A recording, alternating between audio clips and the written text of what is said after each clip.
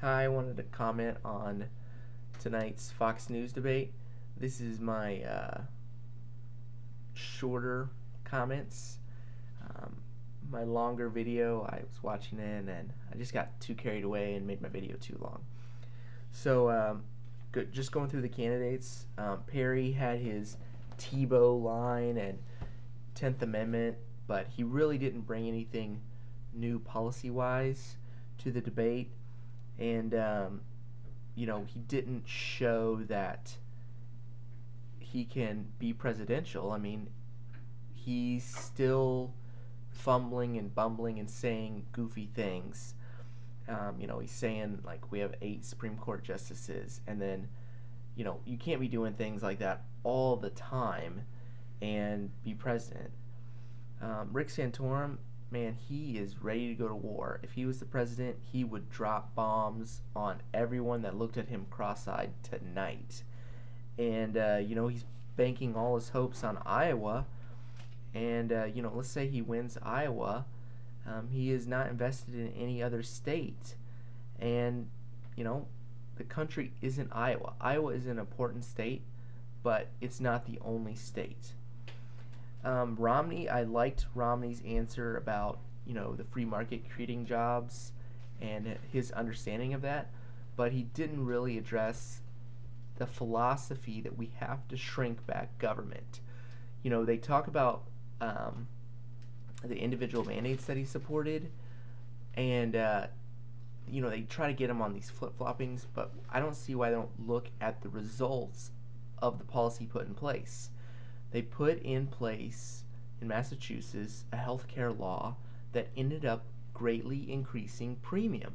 It was meant the government put in this policy to reduce premium, and instead it did the opposite. So you can't really flip-flop on that. Just look at the results. Newt Gingrich still thinks he's the smartest guy in the room, thinks he's the smartest guy in the world, and he thinks that his big government can fix any problem. Judge doesn't do something you like, we'll get rid of them. My big government will fix it. Poor people need a home, my government will get them a home. That's a good thing to do. You've been here a long time, my government will form a commission that decides if you get to stay in America or not. I mean, he's just a big government guy. That's behind all his answers. Bachmann, she's been criticized by multiple candidates that she gets her facts wrong, and she loves to demagogue. She may be a conservative vote, but she demagogues, and she can't be taken seriously when she does that. She twists facts and demagogues. The classic example is Herman Cain. If you take 999, you turn it upside down, you get 666. That's a demagogue.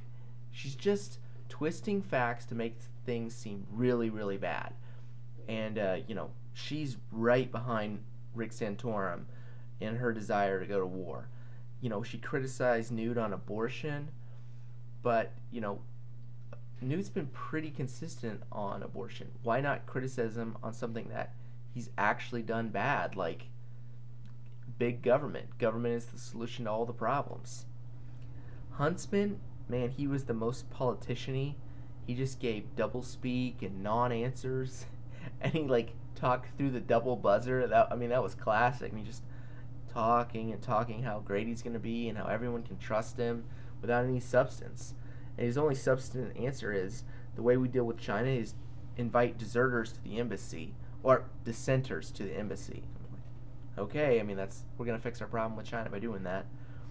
Ron Paul's my favorite, and I was super annoyed at the way Fox News basically threw up softballs or threw up questions to start a fight. It was like the worst of both worlds for ratings, and they do this whole thing on Ron Paul has wacky foreign policy, and then we're not going to ask him another question the rest of the debate. And it was pretty awful.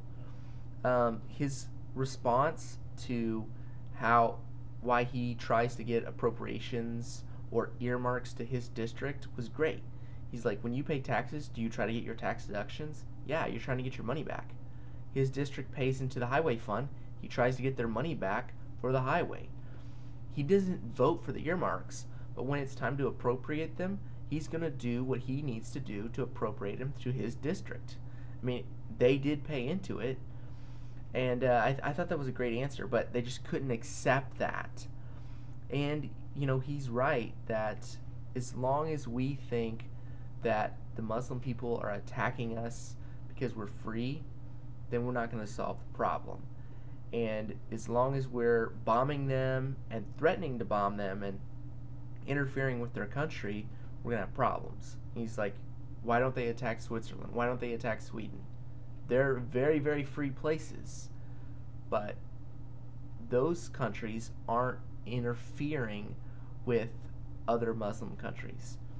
And while, they say that, oh, he's like a Neville Chamberlain, he's going to empower Hitler coming to power. Well, Hitler came to power under sanctions from World War I. I mean, the Treaty of Versailles was awful. I mean, they treated the German people awful, and that's how he came to power. And Ron Paul's point that if you use diplomats, you can deflate your opponent's hard rhetoric. And, I think in our own history you can see that. Everyone credits Ronald Reagan with bringing down the wall, but actually the wall came down under George Herbert Walker Bush.